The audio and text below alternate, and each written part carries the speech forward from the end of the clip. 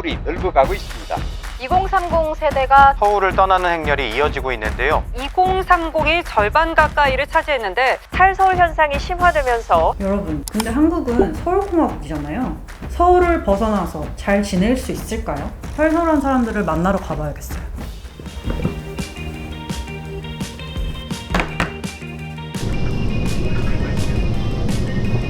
강릉에 정착하신 분들을 만나러 가고 있어요. 안녕하세요. 어제 거주하고 있는 분들을 만나러 가고 있습니다. 안녕하세요. 안녕하세요.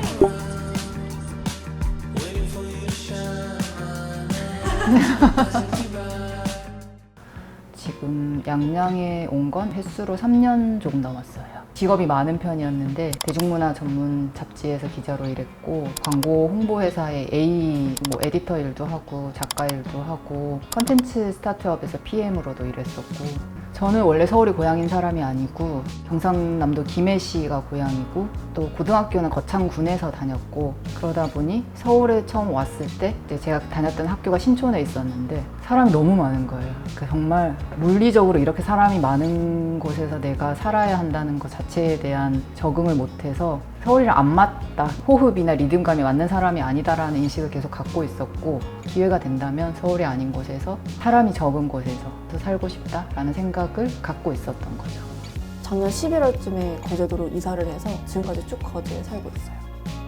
서울에서는 하드웨어 스타트업을 4년 동안 했었어요. 저는 원래 재택으로 일을 하고 있었어요. 그러다 보니까 어디 공간에 얽매이지 않아도 돼서 제가 정말 살고 싶은 집을 찾았거든요. 좀 자연으로 가고 싶었어요. 근데 서울은 그렇게 못 살잖아요. 원래는 학교 기숙사 이렇게 있었고 아니면 쉐어하우스, 그래봐야 원룸2룸 이렇게 살았던 것 같아요. 그래서 전국에 좀 괜찮은 집이 어디 있을까 막 다 찾았는데 마침 거제도에 제가 원하는 집이 있는 거예요. 서울 원룸 받았어요. 토박이고요. 네, 다시 돌아온 지 5년 차. 20대 때는 서울에 계속 있다가 강릉에 다시 살게 되었습니다. 서울에서 여러 가지 일을 했는데요. 카페도 했었다가 강사도 했었다가 최종적으로는 나무를 만지는 사람이었다가 강릉에 돌아오고 사진이 다시 업이 되었습니다. 강릉살이는 3년 차 됐고요. 서울에서 이제 태어났고 그다음에 중고등학교, 대학교 졸업하고 사회생활도 서울에서부터 시작을 했어요. 그래서 일반 회사에 처음에 한 3, 4년 다니다가 다시 공부를 해서 어린이집 교사로 일을 하고 있었어요. 강릉에 내려와서도 그냥 어린이집 일을 병행하면서 친구를 또 운영하고 있어요. 평생 이렇게 내가 회사집 하고 살다가 죽을 순 없어 라고 생각했어요. 진짜 돌파구가 좀 필요했었거든요. 사실 서울에 있는 친구들 같은 경우는 굳이 왜? 지금 나이가 30에 이제 한창 일을 할 때에 왜 다시 내려가냐가 많았고 강릉을 택했는데 이제 가족들이 너무 싫어했죠, 사실은. 당연히 왜 양양에 왔냐랑 양양에 연고가 있냐라는 질문을 많이 하시거든요. 너의 부모가 양양의 누구인데 너는 여기에 돌아온 것이냐라는 질문으로 연고가 있냐 그런 질문을 많이 하고 아마 다른 지역들도 정도의 차이는 있겠지만 서울을 떠나서 지역으로 갔을 때 왜 굳이 서울을 떠나서라는 질문도 있고 제가 뭐 서울에서 어떤 일을 했다거나 서울에서 뭐 어느 학교를 다녔다는 걸 아는 사람일 경우에는 그 좋은 학교 나와서 뭐 그 좋은 직장 다니다가 왜 여기 와서 뭐 하냐 라는 뉘앙스의 질문도 많이 받았죠. 아주 사소하게 정말 그러니까 문화생활이란 측면에서 뭐 극장만 해도 물론 속초나 강릉에 갈 수 있지만 일단 거리가 있고 저희가 여기 작은 영화관이라고 정말 작은 영화관이 하나 있거든요. 제가 처음 개소했을 때도 몇 번 가고 했는데 그때 이제 주위 사람들한테 아주 깨끗한 DVD방이다. 그 말은 여기서 볼 수 있는 영화의 종류라든지 뭐 그런 것들이 굉장히 제한적인 거죠. 그러니까 저는 벌새를 여기서 봤는데 그래서 약간 좀 감개무량했어요. 내가 양양 작은 영화관에서 벌새를 본다고? 물론 보는 사람이 저밖에 없었던 것도 예상 가능했지만 거제가 전시가 없어요. 갤러리도 없고 뭐 있긴 한데 저기 뭐 끝에 막 산골짜기 뭐 이렇게 있어요. 그래서 저는 제가 전시장을 만들려고 생각하고 있거든요. 뜨억 했던 거는 24시간 카페가 없구나. 강릉에 강릉은 8시만 되면 이제 갈 수 있는 데가 없으니까 배달 입력을 키면 배달 지역이 아닙니다. 또 뜰 때도 많고요.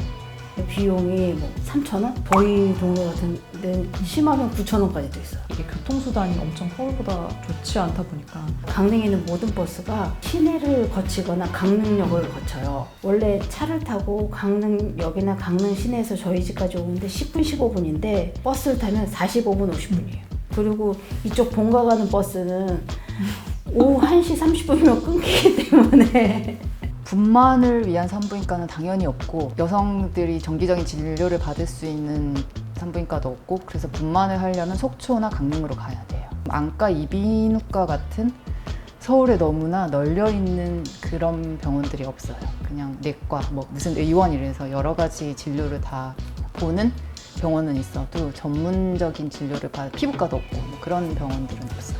다 강릉 또는 속초 또는 서울로 가시는 거죠. 차로 뭐 한 40분에서 1시간 정도 걸려요. 운전을 할 수 없는 사람이라면 그건 더 어려워지는 거죠. 버스가 많지도 않고 간다고 해도 2시간 가까이 걸리니까. 제가 암 수술을 했어요. 서울에서 계속 저는 정기적으로 검사를 받고 있었다가 이제 강릉에 내려와서 강릉에서 큰 병원이 있거든요. 그래서 거기서 이제 받고 있었는데 수술 방법에 대해서는 저는 여기서 8시간 정도 수술을 해야 된다고 했거든요. 근데 서울에서는 3시간만 하면 된대요. 똑같은 재단의 큰 병원이지만 그런 차이. 아, 그래서 다 서울로 가는구나 라는 걸 이번 또 느꼈어요. 예를 들면 PD님이라든지 제가 일했던 것처럼 기자라든지 뭐 기획자라든지 그러니까 지식 노동자들이 여기에 와서 할 수 있는 일이 일단 취업할 수 있는 회사는 없어요.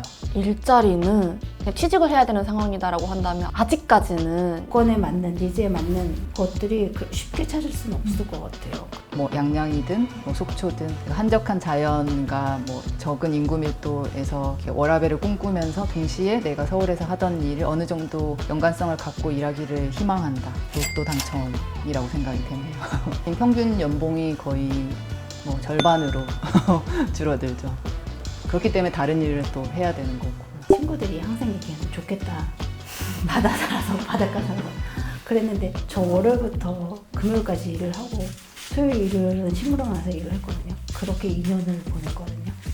뭐 서핑은 고사하고 바다에 아직 한 번도 못 들어가 봤어요. 굳이 안 하겠다도 아니었고 약간 부끄럽지만 서핑을 안 해봤지만 서핑에 호감과 동경을 갖고 있는 사람이고 그 기회가 되면 해보고 싶은데 정말 바빴어요. 정착해서 일하는 동안 굉장히 바빠서 패들보드라고 샀어요. 저희 남편이 직구로. 그걸 지금 2년째 보관만 하고 있어요. 내가 서울에서 했던 일을 또는 그 커리어를 뭐 이어간다거나 원하는 방식으로 일을 하기가 힘든 환경이다. 앞으로도 계속 양양에 살 수 있을 것인가에 대한 질문을 놓을 수 없게 하는 위험 요소기는 한 것 같아요. 아주 저에 가까운 사람이나 제가 아끼는 뭐 후배가 보장된 기회 없이 서울에서 못 살겠어요.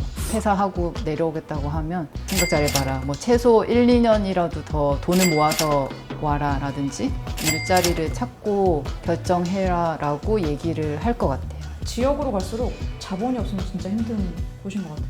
자본이 없으면 할 수 있는 게 서울보다도 현저히 떨어지고 그리고 그런 거에 대해서 잘 버텨나가지 못하는 것 같아요. 바다라든지 자연 환경이 좋고 사람이 정말 적고 그런 부분은 굉장히 만족스럽고 출퇴근 거리가 굉장히 짧으니까 집에서 여기까지 차로 2km 거리니까 뭐 운전해서 한 뭐 5분에서 10분 내외로 다닐 수 있다거나 그런 것 때문에 좀 나아진 건 있죠. 예전에는 지하철 타고 거의 뭐 1시간 이상 가야지 출근을 할 수 있었으니까. 서울에 다시 가고 싶지는 않아요. 저는 되게 오랜 시간 동안 서울은 나랑 안 맞는 곳이다라는 거를 너무 여실히 깨달았던 사람이기 때문에 제가 만약 양양을 떠나서 어디 다른 지역에 가서 살 수는 있어도 서울에 돌아가서 살고 싶다는 생각은 안 하고 있죠. 바다를 2-3시간 봐도 시간 가는 줄 모르고 그게 정말 저한테는 힐링이었거든요. 그냥 걸으면 산이고 걸으면 바다 이런 부분들이 저한테는 되게 큰 위로가 되고 마음이 편했기 때문에 그럼에도 이제 있는 이유로 그런 것 있고요. 지역에서도 브랜딩이라든지 마케팅 다 필요한데 청년 자체가 일단 별로 없고 그런 쪽으로 컨텐츠를 만들거나 기획해서 마케팅하고 이런 식으로 플레잉을 할 수 있는 사람들이 없다 보니까 지역에 있는 업체들도 그런 게 필요한 거죠. 와가지고 무언가들을 막 진행하고 있는데 그 과정에서 너무 저는 행복하고 뭔가 되게 잘 풀려나가고 있거든요. 당연히 5년까지는 살 것 같고 지금 한국 사회가 갖고 있는 굉장히 많은 문제들이 해결될 수 있는 실마리가 저는 거기서부터 비롯될 거라 생각을 하거든요. 당연히 수도권 집중화의 문제도 해결될 거고 연결되는 지방소멸의 문제도 해결을 위한 시작점일 거고 저는 이제 김해가 고향이고 부산이 가까운 곳에 살았고 대한민국의 제2의 도시라고 하는 부산마저도 노인과 바다라고 해요. 그 말이 노인과 바다밖에 없다. 그럼 이게 말이 되는 건가? 모든 것이 서울과 그 수도권에 묶여 있으니까 그런 조건들이 개선되지 않으면 청년 개인에게 정착 지원금을 주고 뭐 청년 지역 인턴십제를 해서 뭐 살아보게 하고 청년몰을 만들어주고 단기적으로는 그들이 거기 가서 살게 하는 요인은 될 수 있고 또 지역에 정착할 수도 있어요. 그런 식의 계기는 마련할 수 있어도 여전히 저는 모든 책임을 개인에게 네가 선택했으니까 라고 맡기고 있다고 보죠. 단순히 돈만 지원해주고 건강만 지원해준다고 해서 그게 오랫동안 존속이 되지는 않잖아요. 그래서 좀 그런 게 복합적으로 이루어져야 되지 않을까.